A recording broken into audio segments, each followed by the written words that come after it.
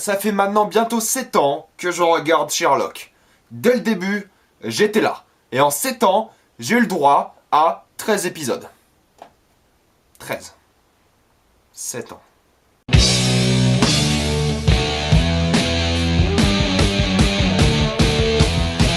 Sherlock, saison 1 à 4. Cette critique de Sherlock est une critique générale de la série. Même si j'ai beaucoup m'appuyer sur saison 4, car elle représente à mon goût les qualités et les défauts de Sherlock, il y aura plein de spoilers. Je vais parler des 4 premières saisons et ça sera un avis beaucoup plus général de ce que je pense de Sherlock maintenant en 2017, après bientôt 7 ans. Ça fait maintenant bientôt 7 ans que Sherlock est sorti, avec chaque saison 3 épisodes d'1h30. Et la différence complètement vendeuse du projet était le fait que Sherlock était situé dans notre ère actuelle, de 2010 à 2016.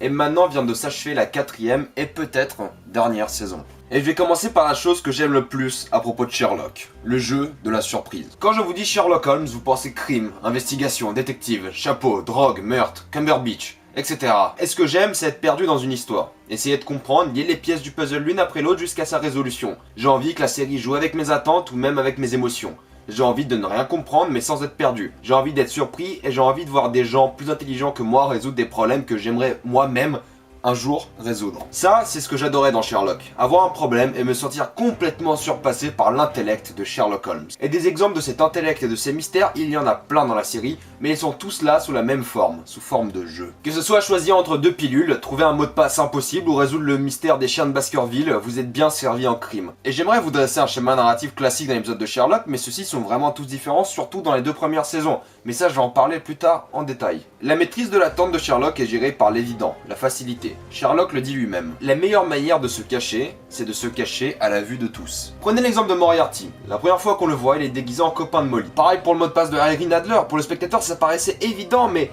personne n'aurait osé le dire parce qu'on aurait l'air trop con. Et quand vous regardez Sherlock, vous voulez résoudre le problème avant Sherlock. Et vous essayez de lier les pièces du puzzle l'une après l'autre en jouant avec l'évident et avec le subtil et vous essayez. Sauf que ça marche rarement car vous n'êtes pas Sherlock Holmes. Et c'est pour ça que Sherlock est génial. C'est que c'est aussi bien rempli d'éléments évidents que subtils. Je n'ai jamais remarqué Sherlock dans ce plan de l'épisode 3 de la saison 4, où je n'avais pas remarqué que la fille de Covington Smith n'était pas la fille qui est venue voir Sherlock dans l'épisode 2 de la même saison. J'aurais jamais pensé à la fin de l'épisode avec Irene Adler. Pour moi, c'était fini quand j'ai vu le sabre tomber. Pendant un moment, j'ai cru au retour de Moriarty et son entrée magistrale juste avant de voir 5 ans plus tôt. Sherlock est rempli d'exemples où l'histoire et la mise en scène participent à la surprise du spectateur. Et c'est ça que j'adore dans Sherlock. Pas les personnages, pas l'histoire, mais le jeu. Je suis comme Sherlock, je suis accro au jeu. Et c'est pour ça que Sherlock a épouvantablement chuté en qualité. Pour moi, Sherlock a changé depuis le début de la saison 3. Ce n'est plus la même chose. La saison 3 était partie dans le fanservice, dans le développement de personnages, dans le développement de backstory et dans l'évolution des personnages. Sauf que ce n'a jamais été la force de Sherlock. Sherlock Holmes est une sorte d'alien immoral qui est attachant par son amour du jeu et par le fait qu'il a quand même une couche sensible en dessous. Sauf que cette couche a complètement disparu. Cela fait bien longtemps que Sherlock n'est plus intéressant car maintenant on le connaît. Il n'a jamais réellement évolué. Le fait de le montrer plus sensible n'est pas une évolution, il l'a toujours été. Pareil pour John, il n'a pas changé depuis le début de la saison 1. Oui, ses sensibilités ont changé, mais pas sa personne. Oui, il a vécu des drames et des problèmes, mais il reste le même. C'est pareil pour tout le monde, personne ne change, on les voit juste sans le voile du scénario qui les rendait intéressants. Et c'est pour ça que je n'ai pas compris pourquoi les saisons 3 et 4 sont concentrées sur les personnages, et pas sur le mystère. C'est pour ça que j'adore l'épisode 2 de la saison 4, c'était un jeu, pas une histoire backstoryesque de la CIA et de Marie que personne n'a jamais aimé. Si un personnage que je n'aurais jamais ajouté ou que je n'aurais jamais fait finir comme ça, c'est bel et bien Marie. Et c'est encore plus ridicule de faire revivre la mort d'un proche à Watson 2 fois dans la même série, et en 2 saisons. Ça serait comme tuer Glenn 2 fois dans la même série. Oh wait. J'ai l'impression que le style de Steven Moffat, c'est écrire sur un tableau toutes les idées qu'il a et de les ajouter à la série. Et dès qu'il a plus d'idées, au lieu d'en créer une nouvelle, il développe une idée qui est déjà présente dans la série. C'est un jeu de fléchettes, il en jette plein, et regarde celle qui touche. Oh mon dieu, on a un jour parlé de la sœur de Sherlock, viens on fait tourner la saison 4 autour.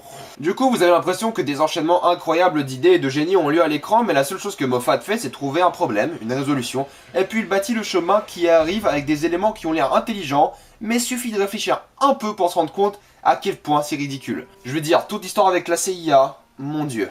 C'est l'ennui total. Le pire, c'est que l'épisode se prenait pour un chef-d'œuvre artistique avec toutes ces métaphores à moitié finies. Mais ce n'est même pas le pire, suffit de penser un minimum à la résolution du tout dernier épisode. Comment est-ce que Sherlock aurait pu oublier toute son enfance, la disparition de son meilleur ami et pourquoi personne n'avait l'air d'en avoir quelque chose à faire? Sherlock avait des parents et même un grand frère. Je sais qu'un traumatisme c'est puissant, mais là je pense qu'on est vraiment sorti du cadre. Encore une fois, pourquoi revenir à Moriarty sans arrêt?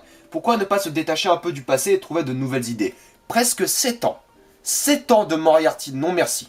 Je l'adore, mais non, merci. C'est dingue parce que la série vous fait penser qu'on a tout prévu à l'avance et qu'on est trop intelligent, mais toutes les intrigues et tous les éléments d'une même intrigue se trouvent toujours dans la même saison. L'histoire du East Wind is Coming, c'est un truc qui existe depuis la toute fin de la saison 3. Et à ce stade, je suis même pas sûr qu'ils savaient ce qu'ils allaient en faire. Ce que je veux dire par là, c'est que la force de Sherlock n'est pas dans ses personnages. Et tourner toutes les intrigues autour, c'est se limiter et ne pas obtenir tout le potentiel de la série. Je ne dis pas que je déteste la saison 3 et 4, je dis juste que ce n'est pas ce que j'aimais dans Sherlock. Et j'ai quand même passé un bon moment devant, mais j'espère juste que c'est terminé. J'espère juste que la série est terminée. Et je n'ai pas envie d'en partir dans des mystères qui tournent autour de la mort de Marie, ou de l'emprisonnement de la sœur de Sherlock, ou d'une réapparition magique de Moriarty, qu'il soit mort ou vivant. J'ai l'impression qu'ils ont peur d'avancer. Ils développent des idées qu'on veut oublier depuis 5 épisodes. Et 5 épisodes dans Sherlock, ça fait à peu près 3 ans. Si vous n'êtes toujours pas convaincu, je vais vous donner un exemple un peu plus concret. Saison 2, épisode 1. Sherlock rencontre Irene Adler. Il commence à la côtoyer car il est intrigué par sa personne. Il déchiffre même le mot de passe de son coffre-fort en la regardant, car il la comprend et il comprend son jeu auquel il veut jouer. Toute la résolution du problème final tourne autour des différents éléments de la personnalité et des actions d'Irene Adler. Le build-up final est impressionnant car on est surpris par tous les indices qui nous ont été laissés tout le long de l'aventure et de l'épisode. Sherlock est surprenant car on n'avait pas remarqué les différents indices. Ils étaient naturels et organisés de manière narrative, ça participait à l'histoire. Maintenant, contre-exemple facile et efficace. Saison 4, épisode 3, Sherlock déchiffre la chanson de sa sœur car à un moment dans l'épisode,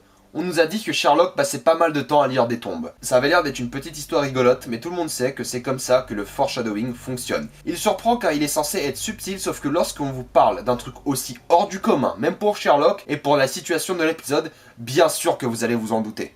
Bien sûr. Mais le problème n'est pas la prévisibilité de la solution. C'est le fait que ça sort de nulle part. C'est pas dans l'épisode pour renforcer un personnage ou un lieu. C'est dans l'épisode pour permettre de résoudre un problème final. C'est là que Sherlock échoue dans les 2 dernières saisons. Il présente des indices autour d'histoires, alors que dans les 2 premières saisons, on avait des histoires dans lesquelles étaient cachés des indices. Je garde en tête, cependant, l'exception de l'épisode 2 de la saison 4, qui est l'un des épisodes les plus réussis de la série. Vous avez peut-être l'impression que je crache sur Sherlock, mais qui aime bien châtie bien, non? Non?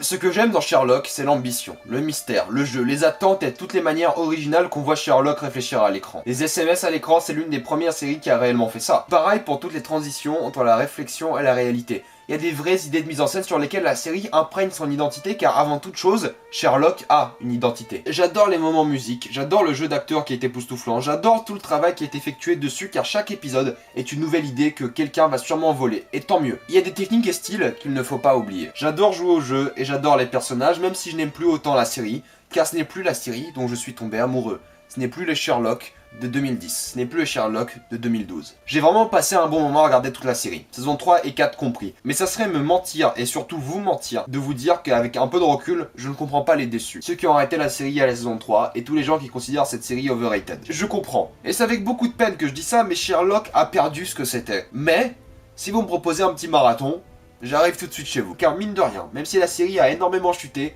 je la recommande quand même à tous les fans de mystère et de Sherlock Holmes. Sherlock est passé d'une série génialissime avec des moments de faiblesse à une série faiblarde avec des moments de génie. Car Sherlock a bel et bien vu son identité se détériorer. Sherlock, c'est votre copine que vous voyez tous les 2 ans. Vous savez qu'en 2 ans elle allait changer. Et des fois c'est pour le pire. Mais au fond de vous, ça reste votre ami et vous l'aimez quand même. Avez-vous vu Sherlock? Si oui, mettez-moi ça dans les commentaires. Que pensez-vous de Sherlock? Avez-vous apprécié la série? Avez-vous détesté la série? Avez-vous remarqué le changement de qualité de la série? Mettez-moi tout ça dans les commentaires et vous pouvez spoiler. Il y a des spoilers, pas de balises, spoiler comme des gros porcs. Suivez-moi sur Twitter, sur Facebook, allez voir ma dernière vidéo sur La La Land. Et moi je vous dis à la prochaine fois, merci de vous abonner à la chaîne, vous êtes de plus en plus nombreux chaque jour et ça me fait plaisir. Moi je vous dis à la prochaine fois et salut à tous.